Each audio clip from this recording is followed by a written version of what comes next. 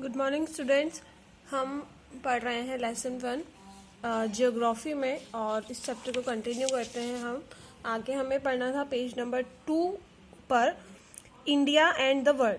ठीक है, इनके रिलेशन के बारे में, इंडिया और पूरे वर्ल्ड का क्या आपस में रिलेशन है, किस तरह से जुड़े हुए हैं, वो हम पढ़ेंगे। तो स्टार्ट करते हैं। The Indian landmass has a central location between the east and west Asia. India is a southward extension of the Asian continent. तो यहाँ पे हमें रिलेशन बता रहे, मतलब एक लोकेशन बता रहे हैं इंडिया की, कि इंडिया जो है वो ईस्ट और वेस्ट में लाई करता है, पूरे एशिया के सेंटर में, है ना। मतलब ईस्ट और वेस्ट के बीच में वो लाई करता है, प्रेजेंट है ना। और जो उसका साउथवर्ड एक्सटेंशन है वो एशियन कॉन्टिनेंट में। आइए इसे मैप के थ्रू समझते हैं ताकि अच्छे से समझ में आए। देखिए, तो जो हमें वर्ल्ड मैप दिया हुआ है पेज नंबर 1 में, अगर हम वहां देखें तो हमें ये पूरा एशिया कॉन्टिनेंट है। यहाँ पर हमें इंडिया जो है वो क्लियरली येलो कलर में यहाँ दिख रहा है। अब वो बोल रहे हैं कि उसकी लोकेशन ईस्ट और वेस्ट के बीच में है। तो किस तरह से समझेंगे हम ईस्ट और वेस्ट को? अगर हम एशिया कॉन्टिनेंट को इक्वली 4 पार्ट में डिवाइड करें, ठीक है, तो ये कुछ इस तरह से होगा, ये 4 पार्ट में डिवाइड होगा। ठीक है, तो ये वाला जो होगा, ये वाली जो साइड होगी वो ईस्ट है, ये वेस्ट है, तो ये बीचों बीच है, ये यहाँ पे ईस्ट और ये वेस्ट, तो ये बीचों बीच इंडिया लोकेशन है, इंडिया की लोकेशन है। ठीक है, साउथवर्ड एक्सटेंशन इसलिए बोल रहे हैं, यहाँ पे जो टेपर हो रहा है, टेपर हम लोगों ने कल देखा था, क्या होता है कि जो इंडिया है वो नीचे की तरफ धीरे धीरे क्या होने लगता है, छोटा होने लगता है। तो ये जो टेपर है, इस टेपर की वजह से वो साउथवर्ड एक्सटेंड करता है। ठीक है, तो ये हो गया इंडिया की लोकेशन के बारे में। आगे हमें बता रहे हैं कि the trans Indian Ocean route which connect the country of Europe in the west and the countries of Asia, East Asia, provide the strategic central location of India. Note that the Deccan Peninsula produced into the Indian Ocean, thus helping India to establish close contact with West Asia, Africa and Europe from the western coast and with Southeast and East Asia from the eastern coast. तो यहाँ पे हमें बता रहे हैं Indian Ocean root के बारे में। इंडियन ओशन रूट का मतलब जो कि उस रूट के थ्रू अदर जो कंट्रीज है उससे आपस में कनेक्ट करता है।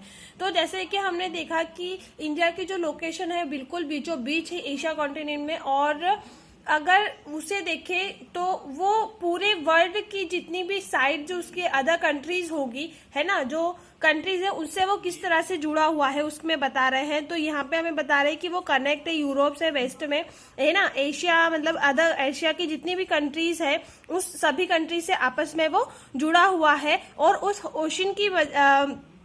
उस ओशन रूट की वजह से इंडिया ने जो है वो हर कंट्री से एक क्लोज कांटेक्ट अपना बना के रखा है। ठीक है, और हमें यहाँ बता रहे हैं कि किसी भी दूसरी कंट्री का इतना लॉन्ग कोस्ट लाइन नहीं है जितना कि इंडिया की कोस्ट लाइन है। और हमने इंडिया की कोस्ट लाइन के बारे में भी पढ़ा था कि उसकी जो पूरी लेंथ है वो किलोमीटर में कितनी है। अगर आपको याद हो तो हम लोगों ने यहीं पे इसी पेज पे हम लोगों ने पढ़ा था कि जो इंडिया की टोटल कोस्ट लाइन है वो 7516.6 किलोमीटर है। और इस कोस्ट लाइन में जो है इंक्लूड है अंडमान निकोबार एंड लक्षद्वीप ऑल्सो।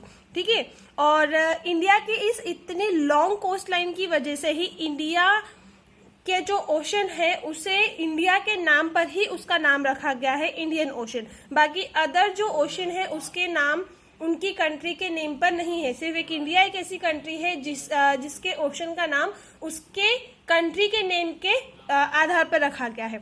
अब देख लेते हैं कि किस तरह से जो इंडिया है वो कनेक्ट है ना बाकी सारी कंट्रीज से। वो उसे मैप में भी हम देख लेते हैं। जैसे कि आप देख रहे हैं कि यहाँ पे इंडिया है, बीचों बीच हमारा इंडिया है। इंडिया के अगर हम ट्रेड देखें तो जो यूरोप है, ये यूरोप भी इससे वेस्ट की तरफ से जो यूरोप आ रहा है वो भी इंडिया से आसानी से ट्रेड कर सकता है। ठीक है, अफ्रीका भी, ऑस्ट्रेलिया भी, मतलब जितनी भी सारी कंट्रीज हैं, इस सारी कंट्री इंडिया से आसानी से मतलब जो ओशन रूट है उसके थ्रू इजीली ट्रेड कर सकता है। ठीक है, अब आगे देखते हैं, आगे हमें पेज नंबर 4 पे आएंगे, हम मैप भी समझ चुके हैं, ठीक है। पेज नंबर 4 पे देखेंगे, आगे हमें बता रहे हैं India's contact with the world have continued through ages, but her relationship through the land route are much older than the maritime contact. The various passes across the mountains in the north have provided passage to the ancient travel, while the ocean restricted such interaction for a long time. India जो है वो पूरे world में पूरे world के साथ, मतलब जितनी भी कंट्रीज है उसके साथ जुड़ा हुआ है। अब वो किसकी वजह से उसका ये रिलेशनशिप है, तो उसका ये रिलेशनशिप उसके लैंड रूट की वजह से भी है, जो कि बहुत पुराना है, और जो कि उसके मैरीटाइम कॉन्टेक्ट से भी पुराना है। मैरीटाइम कॉन्टेक्ट का मतलब होता है ये कोस्ट लाइन, जो कोस्ट रूट होता है वो होता है, जो कि सिर्फ और सिर्फ 700 या 800 मतलब इतना सालों पुराना है, और जो लैंड रूट है वो कई हजारों साल पुराना है, 2000-3000 ईयर, मतलब इतना साल वो पुराना है, ठीक है। और जिसकी वजह से वो सभी अदर कंट्री से जुड़ा हुआ है, और इसकी वजह से, इस लैंड रूट की वजह से ही जो एंशिएंट टाइम में ट्रेवल कर पाते थे, और जो भी इनका जो ट्रेड होता था वो इजीली कर पाते थे, और इंडिया से अदर कंट्री में जो भी कुछ भेजना होता था वो भेजा जा सकता था, और अदर कंट्री से इंडिया में भी ला सकते थे, ठीक है।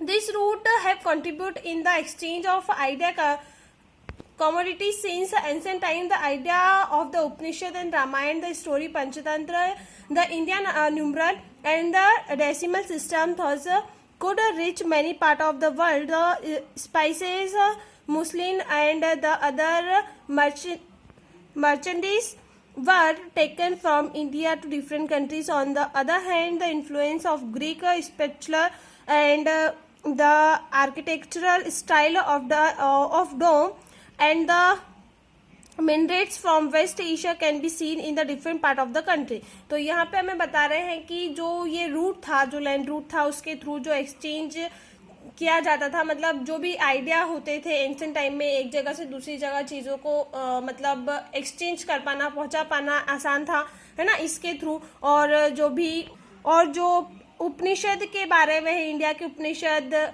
Ramayan, Panchatantra, numeral, Indian numeral system, decimal system, इन सभी को अदर पार्ट में, वर्ल्ड के अदर पार्ट में पहुंचाना मतलब पॉसिबल था, ठीक है। और दूसरी डिफरेंट कंट्रीज में स्पाइसेस, मुस्लिम, ये सारी चीज़ें भी आसानी से पहुंचाई जा सकती थी इस रूट के थ्रू। और दूसरी तरफ वहीं पर Greek spatula and architectural style जो डोम की है, उसे वेस्ट से एशिया में लाया गया और दूसरी अदर कंट्रीज में भी उसे भेजा गया, ठीक है। तो ये था। और फिर आगे हमें बता रहे हैं इंडियाज नेबर्स, इंडिया के नेबर्स के बारे में अगर देखें तो इससे पहले हम देख लेते हैं कि जो ट्रॉपिक ऑफ कैंकर होती है, पेज नंबर 5 पर आप देखेंगे मैप में, ट्रॉपिक ऑफ कैंकर जो है वो सेंटर से जाती है, तो इस सेंटर से होते हुए यहाँ पे जो ट्रॉपिक ऑफ कैंकर इंडिया को 2 इक्वल पार्ट में डिवाइड करती है, और ये किन किन स्टेट से होकर गुजरती है उन स्टेट के नेम में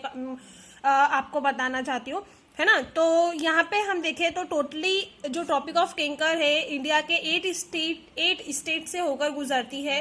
कौन कौन से स्टेट है उनके नाम आप देख लेंगे। तो फर्स्ट है गुजरात से होकर गुजरती है, गुजरात, राजस्थान, मध्य प्रदेश, है ना। फिर ये छत्तीसगढ़ हो गया, झारखंड, वेस्ट बंगाल और त्रिपुरा और म्यांमार, ठीक है। तो ये टोटल 8 स्टेट से होकर जो ट्रॉपिक ऑफ कैंकर है वो गुजरती है, पास होती है, ठीक है। ये आप ध्यान रखेंगे इन 8 स्टेट के नेम, ठीक है। हाँ, तो आगे हम देखते हैं, इसमें दिया है इंडियाज नेबर। तो इंडियाज नेबर कंट्रीज के बारे में भी आपको पता होगा कि कितनी नेबर कंट्रीज है, उसी के बारे में है कि किस तरह से वो आपस में जुड़ी हुई है ना। तो India occupy the important strategic position in South Asia. India has 29 states and 7 union territories, ये आपको पता होगा, है ना.